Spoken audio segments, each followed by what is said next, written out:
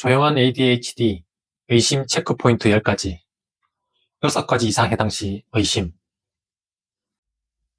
1번. 자주 멍한 상태로 있는 경우가 많다. 말을 걸기 전까지 멍하게 있거나 대화 중에도 딴 생각에 빠지는 경우가 잦음. 2번. 지시를 듣고도 행동으로 옮기지 못한다. 책상 정리해라는 말을 들었지만 막상 가서는 멍하니 앉아있거나 다른 행동을 함. 3번. 쉬운 과제나 숙제도 자주 빠뜨리거나 잊는다. 숙제 안 했어? 아, 깜빡했어. 가 반복됨. 실수도 자주 함. 4번. 자주 딴 데 정신이 팔린다. 물건을 만지작거리거나 멍하게 창밖을 봄. 수업 시간에도 자주 정신이 흐트러짐. 5번. 혼자 하는 과제나 읽기 활동에서 쉽게 지루함을 느낌. 책을 펴는데 오래 걸리고 집중이 오래 안 감. 6번. 작은 실수나 지적에도 유독 위축되거나 눈치를 많이 봄. 자존감이 낮고 나는 왜 이러냐라는 말을 자주 함. 7번. 지시를 하나씩 단계별로 말해줘야 따라간다. 신발 정리하고 손 씻고 책 펴. 한 번에 다 못 따라함. 8번. 물건을 자주 잃어버린다. 연필, 숙제, 공책, 교통카드, 물병 등 소지품 관리가 어려움. 9번. 시간 감각이 부족하다. 준비 시간이 너무 오래 걸리고 마감 직전에서야 과제를 시작함. 10번. 눈에 띄는 말썽은 없지만 늘 어딘가 엉성하다는 평가를 받는다. 착하긴 한데 어딘가 덜렁대. 조용한데 속은 산만해 라는 말을 자주 듣는다면 의심해 볼 수 있습니다. 이 중 6가지 이상이 해당되면 조용한 ADHD가 의심되는데요. 보시면서 그냥 내 이야기네. 어릴 때는 의지력 문제인 줄 알았는데 라고 생각하시는 분도 있으실 거예요. 그런 분은 오늘 영상을 1.5배속으로 3분만 집중해서 봐주세요. 왜 그런 증상이 생기는지 하버드, 서울대 연구 결과에 따른 원인을 파악하고 일상생활 속에서 해결할 수 있는 3가지 루틴도 말씀드리겠습니다.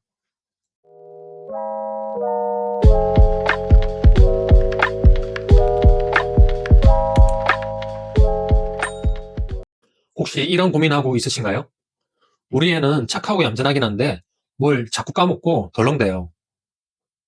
하라는 걸 시켜도 딴짓을 하다가 멍하니 있고 시작은 했는데 마무리를 못해요. 게임은 2시간도 집중하면서 왜 공부는 5분도 못하죠? 이런 고민을 털어놓으시는 부모님 정말 많으신데요. 특히 조용한 아이들일수록 ADHD라고는 전혀 생각 못하시는 경우가 많으시더라고요. 그럴 수밖에 없는 것이 AD, 주의력 결핍과 HD, 과잉행동장애라는 특징을 단어 속에 가지고 있기 때문이죠. 그런데 이 조용한 ADHD는 H가 빠진 ADD, 주의력 결핍장애라는 특징만 가지고 있는 것이라고 착한 의사TV의 이승엽 원장님은 말씀해 주시고 있으세요. 따라서 부모님이 유심히 관찰하지 않으시면 인지하지 못하고 치료 시기를 놓칠 수 있다고 말씀하십니다. 일반적으로 ADHD라고 하면 수업 시간에 떠들고 의자에 가만 못 앉아 있는 아이가 떠오르시죠? 하지만 주의력 결핍만 있는 조용한 ADHD, 즉 ADD는 겉으로 잘 드러나지 않는다고 해요. 학교나 학원에서 말썽을 피우지 않는 착한 아이고요. 집에서도 조용하니까 큰 문제가 없어 보이죠. 그런데 숙제는 빼먹고 물건은 잘 잃어버리고 말하다가 딴소리를 잘해요. 이런 아이는 착하지만 주의력 결핍이 있는 ADD 증상일 수 있습니다. 착한 의사 TV의 조용한 ADHD라는 영상에서 이승엽 원장님은 부모님과 상담하면서 가장 자주 듣는 이야기가 게임할 때 보면 집중력이 끝내주거든요. 2시간도 그 자리에서요. 라고 합니다. 그래서 주의력 결핍이 아니라고 생각하시는 거죠. 그런데 이때는 주의력이 좋은 게 아니라 과집중으로 몰입하는 양상이라고 해요. 즉, 자극이 강한 것엔 몰입하지만 스스로 선택해서 집중하거나 주의력을 유지하는 능력은 약한 거죠. 게임처럼 즉각적 보상이 있는 활동엔 엄마가 밥 먹으라는 이야기를 해도 못 들을 정도로 과집중하게 되고 공부처럼 지연된 보상이 있는 활동엔 금방 실증을 느끼게 되는 거죠. 이승엽 원장님은 ADHD는 우리 두뇌의 전전두엽과 연관이 있다고 하세요. 특히 조용한 ADHD는 이마의 바깥쪽 배회 측, 전전두엽의 기능이 저하되어 있을 가능성이 높다고 합니다. 저희 체육관에도 이런 친구들이 자주 옵니다. 말도 잘 듣고 얌전하거든요. 그런데 수업 중 집중을 오래 못하고 혼자 동떨어진 행동을 할 때가 많죠. 기술 설명을 놓치고 반복해서 실수를 해요. 이유를 물어보면 몰라요, 까먹었어요 라는 말을 하거든요. 하지만 주짓수는 다른 수업과 다르게 사정을 봐주지 않으면 목숨을 빼앗을 수도 있는 운동이잖아요. 그래서 처음에는 이렇게 주의력 결핍이 나타나더라도 스파링에 들어가면 나도 모르게 집중을 할 수밖에 없죠. 인간의 생존 본능은 무엇보다 강력해서 나의 목숨이 위급할 때 잡생각을 하는 경우는 없으니까요. 저도 처음엔 성격이나 태도 문제인 줄 알았는데 제가 공부를 해보니 정확히는 감각 자극 처리나 주의 전환 조절이 잘 안 되는 아이더라고요.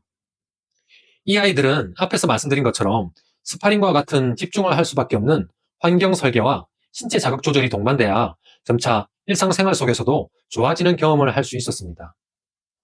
하버드 대학 뇌과학 연구에서도 전두엽 기능이 약한 아이들은 계획, 실행, 집중 유지에 문제가 따르고 이게 곧 학습 지연, 자존감 저하, 감정 조절 어려움으로 이어진다고 밝혔습니다.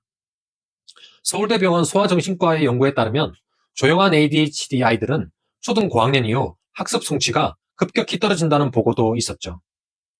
착한 의사 TV의 이승엽 원장님은 뇌의 외측, 전전두엽, 비파피질이 문제의 핵심이라고 설명하십니다. 바로 계획, 실행, 정리를 담당하는 뇌부위라고 말씀하시네요. 비슷한 증상을 우리 아이가 보인다면 부모님은 바로 병원에 가서 진단을 받아야 할까요? 조용한 ADHD가 아니더라도 스트레스나 일시적인 우울감 등으로 주의력 결핍이 나타날 수 있다고 합니다. 먼저 일상생활 속에서 부모님과 아이가 함께 실천할 수 있는 3가지 방법을 알려드릴게요. 첫 번째, 단기 목표 중심으로 생활 루틴 구성하기. 30분 동안 이거 한 다음 5분 쉬자. 이렇게 이야기해 주는 거죠. 포모도로 타이머를 사용하는 것도 도움이 많이 됩니다. 목표를 눈에 보이게 해주고 즉시 피드백을 주는 거죠. 이 방법은 미국 NIHA ADHD 행동중재 가이드라인에 나온 내용이에요. 이 보고서에는 짧은 시간 목표 설정 후 성과 달성이 가장 효과적인 행동중재 방식이라고 권장하고 있습니다.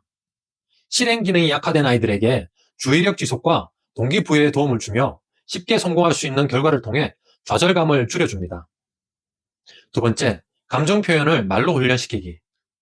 왜 안 했어? 대신 어려운 점이 있었어? 라고 물어주세요.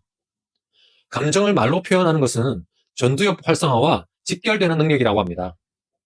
UCLA의 뇌과학자 매튜 리버만 교수팀은 감정을 말로 표현하는 것이 편도체의 과잉 활성화를 억제하고 전전두엽의 활동을 증가시킨다고 밝혔어요. 이는 곧 감정을 말로 표현하는 것이 실제로 감정 조절 능력을 높인다는 신경학적 증거라고 합니다. 세 번째, 신체 활동으로 스트레스와 우울감을 줄여서 주의력 회복하기. 다른 사람과 함께하는 단체 운동을 몸에 땀이 날 정도로 해주면 많은 도움이 됩니다. 규칙과 역할을 통해 주의 전환 훈련에 효과적입니다. 특히 ADHD 아이들에게 신체 활동은 꼭 필요하다고 해요. 운동은 도파민 분비를 도와주고 자극을 조절하는 능력을 높여준다고 하네요. 근거 연구가 2가지가 있습니다. 첫 번째는 일리노이 대학교의 ADHD 아동 운동 중재 연구입니다. ADHD 아동에게 20분간 유산소 운동을 시킨 후 주의력, 인지 유연성, 작업 기억 능력이 유의미하게 향상되는 것을 입증하였습니다. 이는 운동이 전두엽 기능 개선 및 도파민 활성에 긍정적 영향을 준다는 뜻입니다. 두 번째는 2019년 노벨 생리의학상 수상자 그렉 세멘자 교수팀의 연구입니다. 규칙적인 운동이 뇌의 산소 공급을 증가시키고 신경세포 생성을 촉진해 충동 조절 및 감정 인지 능력 향상에 기여하는 것을 밝혔다고 해요.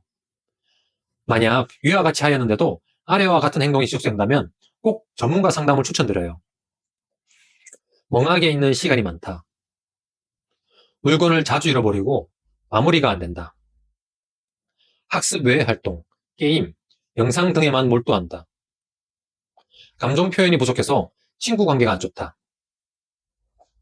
조용한 ADHD는 아이에게 문제라기보다 도움을 필요로 한다는 신호로 봐야 된다고 합니다.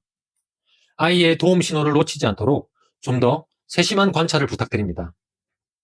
앞으로도 국내외 유명 석학이 새롭게 밝혀내는 ADHD, 자폐 스펙트럼, 발달 지연에 대한 정보를 빠르게 알려드리겠습니다. 우리 아이에게 도움이 되는 정보였다면 좋아요와 구독을 부탁드릴게요. 아이의 가능성을 믿는 모든 부모님을 응원합니다.